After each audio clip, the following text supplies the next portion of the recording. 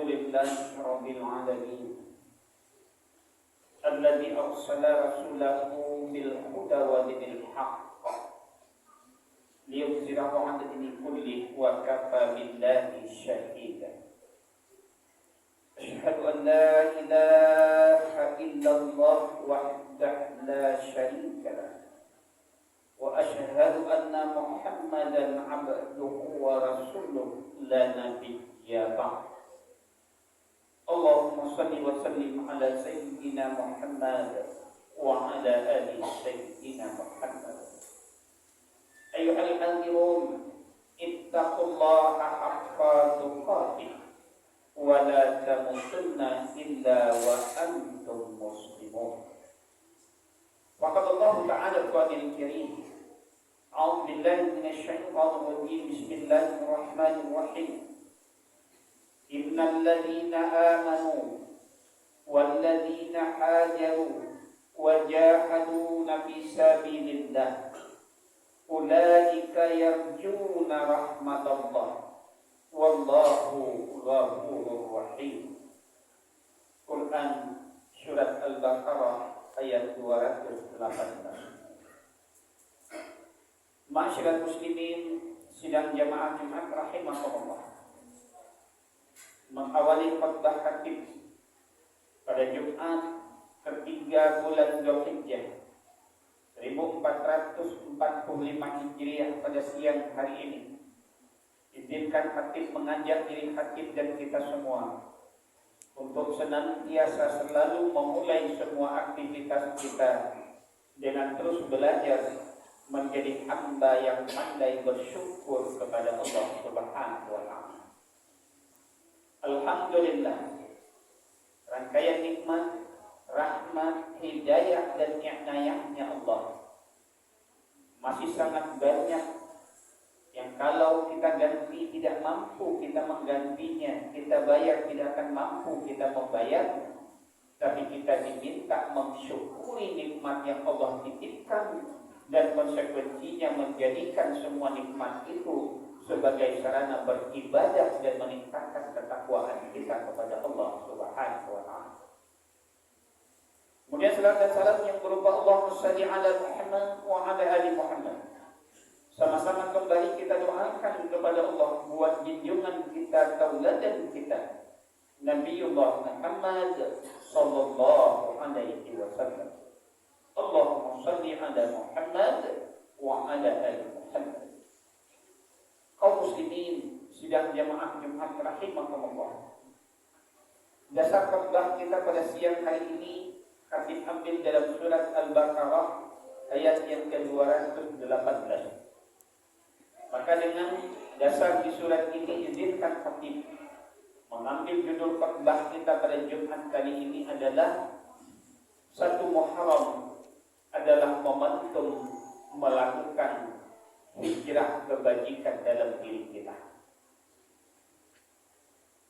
Kenapa ini yang kita jadikan judul pada khutbah kali ini? Yang pertama, insya Allah dan seandainya Allah masih mengizinkan kita hidup, maka 9 hari ke depan kita sudah ada pada tanggal 1 Muharram 1446 Hijriah. 8 hari ke depan kita telah meninggalkan akhir bulan Dzulhijjah 1445 Hijriah.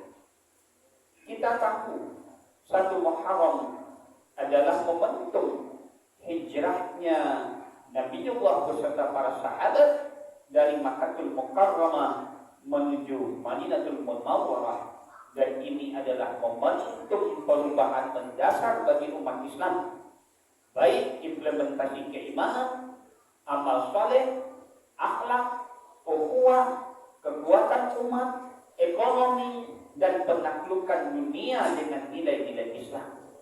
Momentumnya itu adalah momentum hijrahnya Rasulullah dari Mekah ke Madinah.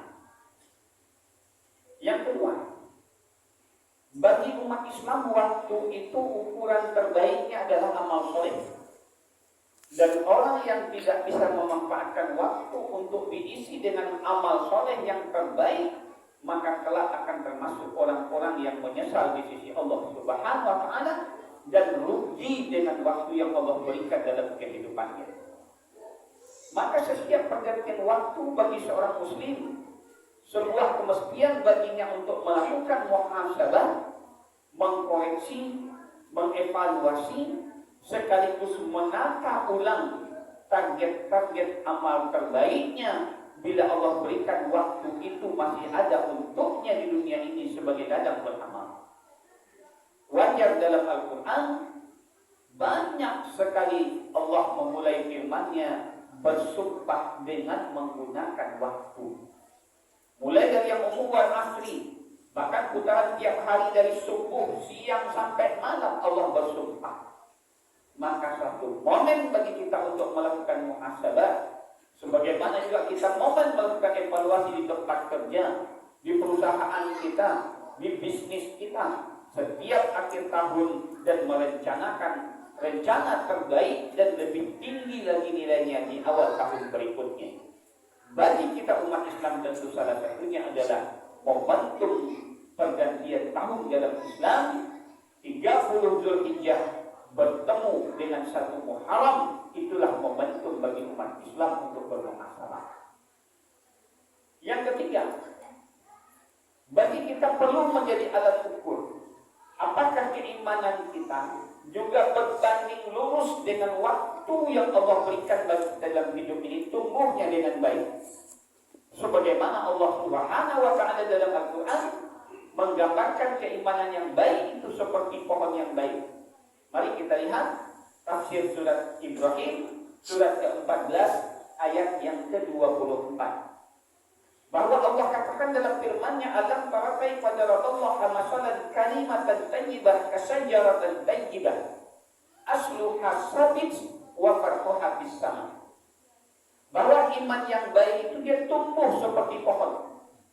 Dan pohon yang baik itu selalu akarnya terus menghunjam ke dalam bumi dan selalu batangnya terus tumbuh ke langit.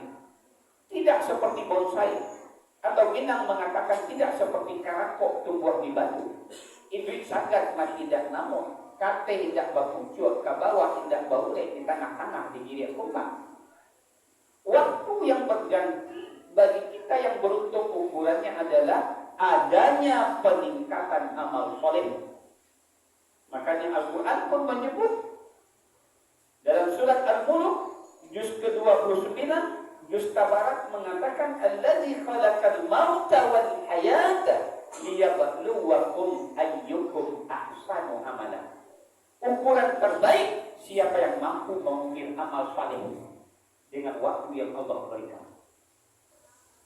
Keempat, di dalam surat Al-Insyiqaq, surat ke-84 ayat yang ke-19, bahwa orang yang imannya baik itu akan mendorongnya terus-menerus untuk melakukan upgrading amal soleh. Meningkat amal solehnya satu tingkat ke satu tingkat yang lebih tinggi. Digambarkan dengan Al-Quran dengan kalimat tarqabuna tabakan antabak. Naik amal solehnya dari satu tingkat ke tingkat yang lebih tinggi. Dan ketika bicara naik tentu ada ukuran. Salah satunya adalah kuantitatif. Contoh, kalau tahun ini rata-rata kita bisa baru membaca Al-Quran per hari 2 halaman, apakah tahun 1446 masih juga 2 halaman?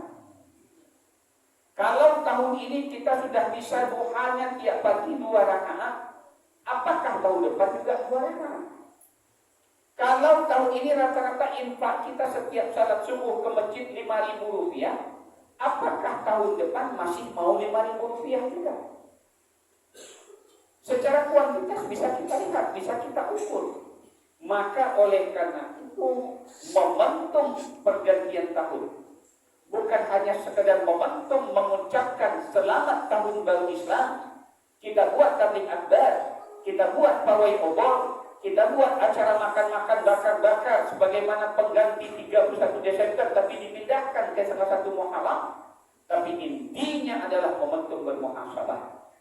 Apa yang telah kita lakukan dan prestasi apa yang tertinggi amal soleh kita tahun ini. Dan setelah kita dapatkan angka itu, mari kita lanjut dengan langkah kedua, membuat rencana dan target amal baru untuk tahun 1446 Hijriah. Dan salah satu rencana itu patokannya adalah hasil yang telah kita dapatkan tahun ini, kemudian berani kita push, kita tingkatkan berapa persen angkanya meningkat tahun yang akan datang. Dan itu bisa diukur secara kuantitatif. Contoh, salat wajib kita selama ini rata-rata berjamaah ke masjid baru berapa kali dan 5 tiap hari. Baru 2 yang rutin, Isya dan Subuh. Naikkan besok ke 5 misalnya, ke 4, ke 3, kan tidak ada angka. Salat tahajud kita berapa kali rutin tiap minggu, kemarin rutin tahun ini, tahun depan mau berapa? Salat sunat rawatib kita rata-rata berapa rakaat baru tiap hari sekarang. Nah tahun depan mau berapa? Poin-poin itu penting menunjukkan bahwa kita tidak pernah berhenti melakukan islah. Karena hijrah kita hari ini tidak lagi hijrah tempat untuk melakukan kebajikan. Kalau dulu sahabat tidak nyaman beribadah, diteror beribadah, bahkan sampai terancam fisik dan nyawa mereka ketika bertahan di Mekah. Mereka cari tempat yang nyaman, yang bisa membuat mereka bisa beribadah dengan baik, Madinah. Nah sekarang kita tidak mesti pindah dari tempat lain. Di sini pun secara waktu, tempat kita diberi kenyamanan. Tinggal memindahkan motivasi kita, membuat target-target terbaik untuk pribadi kita dalam membangun amal soleh bekal kita di akhirat kelak. Wajar kalau Allah mengatakan dalam Al-Quran, ya ayyuhalladzina amanu taqullaha wal tanzur nafsum ma qaddamat liqad. Hendaklah setiap diri serius berhitung, memperhatikan bekal-bekal apa yang akan dia bawa kelak menghadap Allah Subhanahu wa ta'ala. Maka kaum muslimin, tingkatnya di khutbah ini ada 3 hal penting yang perlu kita lakukan di momen pergantian tahun baru dalam Islam. Pertama, bermuhasabah, jujur mengevaluasi diri kita, bukan mengevaluasi orang lain, mengevaluasi pemimpin, mengevaluasi presiden dan segalanya, tapi diri kita, karena kita yang nanti akan ditanya dan bertanggung jawab masing-masing di hadapan Allah. Yang kedua, temukan angka prestasi amal-amal kita per item, mulai dari yang wajib sampai yang sunat yang sudah rutin kita lakukan dengan angka-angka terbaiknya. Yang ketiga, buatlah target angka-angka yang lebih tinggi tahun depan. Kalau Allah izinkan kita masih hidup dengan fasilitas yang Allah berikan, saya akan lakukan amal ini lebih baik dan meningkat dari tahun yang ada sekarang. Mudah-mudahan Allah berikan kita umur panjang, Allah berkahi sisa-sisa umur kita, dan Allah mudahkan kita kalau sudah berencana untuk mewujudkan rencana terbaik amal-amal saleh kita tahun yang akan datang. Fakir insyaallah anda untuk kamu.